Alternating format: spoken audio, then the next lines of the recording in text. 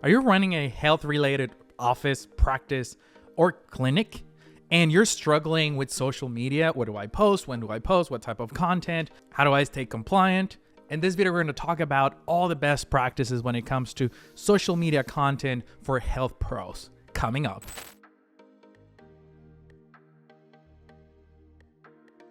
Hey, welcome back to another episode of Local SEO Unlocked. My name is Christian Hustle, and for the last 12 years, I've helped local businesses and drive more patients into their doors. So with that, we bring a very exciting topic today because social media has been around for a while, and yet I still don't see a lot of health professionals using it. Where you're running a dental office, a health clinic, or a med spa, right? You're doing a lot of beauty things. I mean, anything related to health. It's complicated because we get into the compliance department, then we get into I can't share a lot of information, I gotta be careful, right? So what is that happy medium? What kind of content can you share to be safe? And that's all what we're going to talk about today. So we're bringing you the ultimate social media planner for health pros. Again, we just want to really help you elevate your practice's online presence with this calendar, template, guide, whatever you want to call it. So we're going to start first with monthly content ideas. We're going to start right from the get-go, strong, and get it going. So what I want you to do is plan ahead. If you do not plan your content calendar ahead, and I tell you this from experience, I am terrible at this. Obviously, I had to hire help because I was so bad at planning ahead. When you don't plan ahead, you're always posting late or you're posting the day off. That's very stressful. You're under a lot of pressure. What do I write? What do I post about? On the other side, when you plan it, when you schedule it ahead of time, weeks or months ahead of time, your life is completely relaxed and your social media is taken care of. So let's talk about how do we plan it, right? When it comes to health pros. So let's break the year into quarters. Let's break it into seasons, if you will. We're going to start with the winter wellness, which is from January to February. These content ideas are some of the things that we do for our clients. And we're just sharing this with you. We know it works well. You can adopt this. You can take it with a grain of salt. Up to you, right? This is from our perspective. So for winter wellness, focusing on January and February, we focus a lot of New Year resolutions, New Year, New You. Now, I love the New Year, New You because you can adapt that to almost anything. If you are a heart surgeon or a heart specialist, I mean, you connect the new you with a healthier heart, right? Like diets and health information and how to get better. If you are a med spa, right? Like there's going to be a lot of things like New Year, new skin, New Year, new smile for dental offices. So it's very, very flexible for all things health. And that's really what I have here, right? I have some examples: New Year, new smile, cold weather tips, and heart health awareness. From there, we jump to number 2, spring into health. So this covers March to May, and it highlights nutrition, women's health, and mental wellness. You can provide allergy tips and stress management strategies for your audience. So think about, if you're in the dental area, whatever type of dental office that you may be running, think about spring cleaning for your smile. Think about allergy season and how your oral health improves that or affects that, right? For quarter number 3, we focus on summer. That's going to be from June to August. And it emphasizes in men's health, UV protection, and family wellness. So here you can share nutrition advice and heart stroke prevention information. So think about sun safety and skincare, a lot of travel in summer to the beach, to nicer weathers, a lot of sun exposure. So take advantage of that. Now, you also can take advantage, depending on your situation, you can take advantage of Men's Skin Health Month in June, right? And that applies to, any type of awareness month. Take advantage of that, create content, and be social about it. The last quarter is fall focus. This goes from September to December, and this includes back to school health, breast cancer awareness, and holiday wellness. So here you can offer immune boosting tips and healthy recipes for the season. We're talking about a med spa or a beauty clinic or anything along those lines. Think about back to school skincare reset, breast cancer awareness, or holiday glow, which I love, right? Now, when it comes to social media, it's not just about promoting your services. I really want you to unlearn that, shift away from that. The more you promote your services, the more salesy you sound and the least engaging you are, right? That's why I'm giving you tips. I'm giving you some ideas that you can then adapt to your healthcare specialty, whatever that may be, and you can provide value to potential patients. So with that in mind, let's talk about some caption templates. How can you customize this, right? What else can you post? So here I have 4 different template themes that I can share with you. Think about educational post. This is where we share valuable health facts and tips to inform and empower your audience, right? We want to empower them. We want to give them information that they need to know, regardless that they may be searching for it somewhere. We're just giving it to them, right? We're building trust. We're building that relationship with the patient.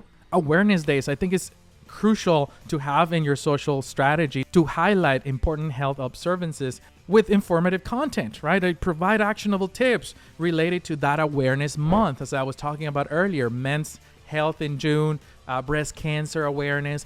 Take advantage of all these months and create content around it. Patient testimonials. In a previous episode, we were talking about reviews, testimonials, all about reputation management. You can go check it out in the channel, but you can turn those reviews and testimonials into social media content that people can read, get familiar with, and learn more about you, so they can either, 1, come to you for the first time, or 2, continue coming back, especially for the med spas and dental offices where there's a lot of loyalty, a lot of recurring visits. That's what we want. We want them to come back, right? We want those patients to walk into your door. Now, Q&A posts is another great type of content. You're able to address common health concerns with expert answers. I mean, you are the expert. You have the knowledge, right? So share it away. What you're going to do is you're going to become a thought leader in the market, in your city, however many locations you have. You're going to drive that visibility to you. So take advantage of all these different types of content and add them to your social strategy. Now, this is where it might get a little bit boring, so I'm just going to run through these, right? We're talking about HIPAA compliance guidelines. How do we stay compliant? How are we going to be careful? I am no advisor and in no position to give you or tell you what to do.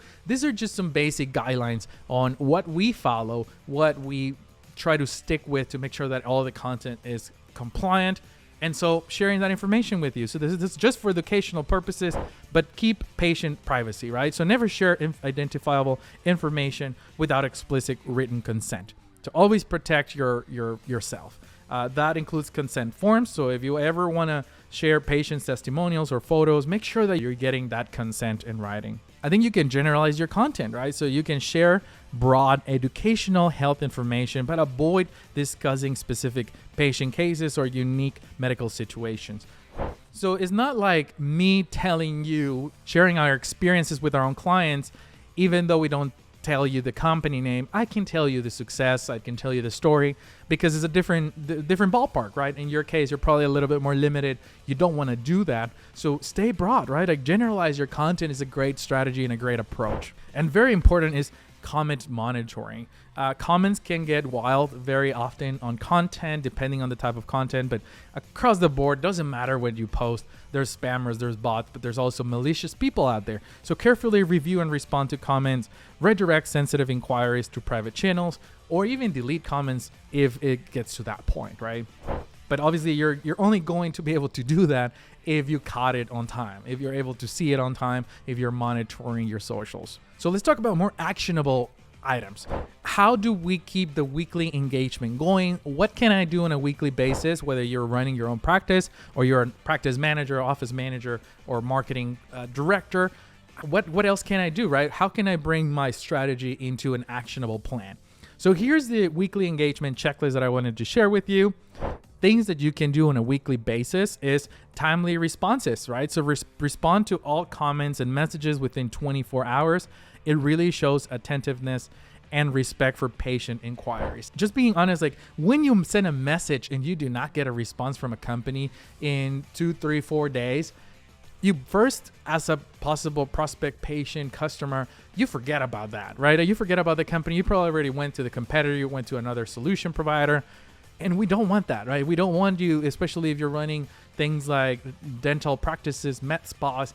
There's competitors, right? There's other people providing the services. We don't want them to go anywhere else. So timely responses are going to be crucial in your social strategy. Now, creating interactive content. So use polls, Q&As, open-ended questions to encourage engagement, because as you build engagement on social channels, the social channels algorithms are going to push your content more. So let's say that you create a poll on Facebook and you start getting engagement from there. the next time, well, first of all, that post is going to be pushed to more people to be seen, because Facebook loves content that creates engagement, because it means that people are staying in the platform longer. You also build that reputation with Facebook where they say, oh, this page creates a lot of very engaging content. So the next post, wherever they post, I'm going to promote it because it's probably going to be very engaging. That's what you want, right? You want that interaction in social media. Again, I like to emphasize the fact that it is social media. We have to be social. It's not selling media, right? It is not about just our promotions or specials or, there has to be some relationship building there. Community involvement. I mean, highlight your practices, local partnerships, and events.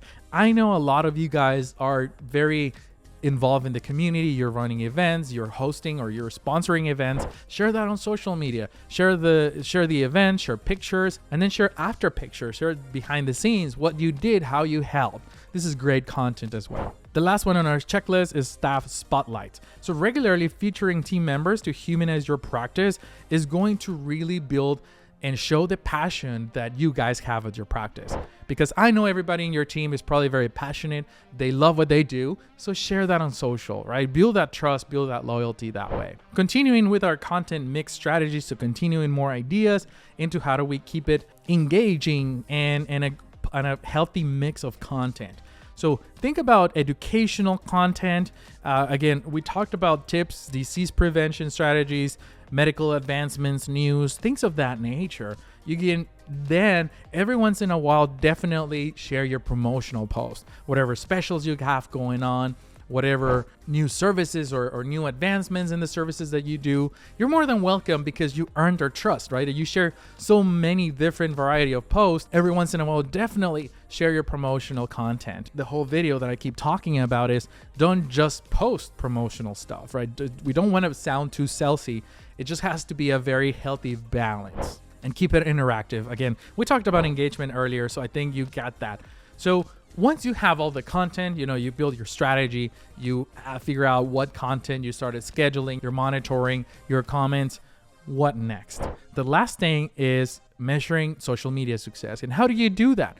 You have to be very clear with the goals of the campaign. When you start social media, don't expect that I'm going to post weekly and I'm going to get new patients into the door. It's not that simple. But you do have to set up goals. You have to really set your mind into the goal, right? What does success look like? Because depending on what type of social media content you're sharing, they have different type of success. It can be engagement, right? All we care about is driving engagement. So Facebook promotes our post more. It could be follower growth. I want to grow my audience just so that I can target them with social media ads later. Or I can drive my click-through rate higher so that then we drive them to the website. Or we really want to do patient inquiries, right? Like that's all we care about. In my experience, you should not just focus on one. Your content should actually be targeting all four. That's where we get into that healthy balance, because engagement is going to be polls and Q&As and open-ended questions that are going to create that engagement, or memes, right? Like memes are a great way to do it. Follower growth is going to be related to your frequency, how good your content is, how valuable it is. So it's connected to all the other components on this list. Click-through rate is really optimizing those call to actions, but only after there's engagement, right? It's not just as simple as saying, hey, here's my website, go click on it, without giving them a value or reason to do it. And then the end, patient inquiries. The only way that we're going to get inquiries is if we build the audience and we've shared valuable information. So this is a long-term strategy, but in my opinion, I think you need to target all four to be successful in social media. Which brings me to the building long-term engagement. Think about social media as long-term strategy, as many of the marketing strategies that we talk about in this channel, including search, you're not just opening your practice or running your practice for short term, right? You want to run it for the long term, and so is social media. You gotta keep running it long term as well. So just continue your consistency. Maintain a regular posting schedule, aim for 3 to 5 posts per week across platforms. Keep your authenticity. Continue sharing genuine and insights from your practice. Share your own content. Do not be copying content from another one. Don't be just resharing it, because people see through that, right? So create genuine content that comes from your heart, comes from your staff, comes from your team and your practice. Innovation, I mean, stay updated, and you can do this easily by subscribing to this channel, right? We talk about social here and there. We connect social to other tactics as well, so that you can stay upfront on the latest digital marketing trends and what's going on in the world without having to read hundreds of blogs out there. And then last but not least, social can also give you patient feedback that then you can bring back into your operations, into your office manager, and fix them, right? Think about, comments that are coming in or reviews that are coming in saying that the wait was too long. Is there anything that you can do to change your process to improve that? On the other side, maybe feedback is positive. So how can we get more positive feedback that way? Can we replicate what this specific staff member did across the rest of the staff? So think about it from an operation perspective as well. Social media can definitely help you there. And with that, thank you so much for watching this video. I hope you found value in this episode about social media for health pros. I'm going to leave some freebies in the description below, a link to them. We have guides, blueprints, and all things, as well as some more advanced paid marketing strategy books, and we have some courses in the works. So go check that out. If you know anybody that may need to watch this video, one of your colleagues, maybe your boss, just tag them in the comments, send the video to them, share it as much as you can, give it a like, smash that subscribe button, because all these things are going to help me reach more people like you, so that we can get our content, our ideas, and our expertise into their hands, so that then you can go help more people with your practice. Okay? All right. Well, thank you so much for watching. I really appreciate it. I'll see you on the next one. Keep hustling.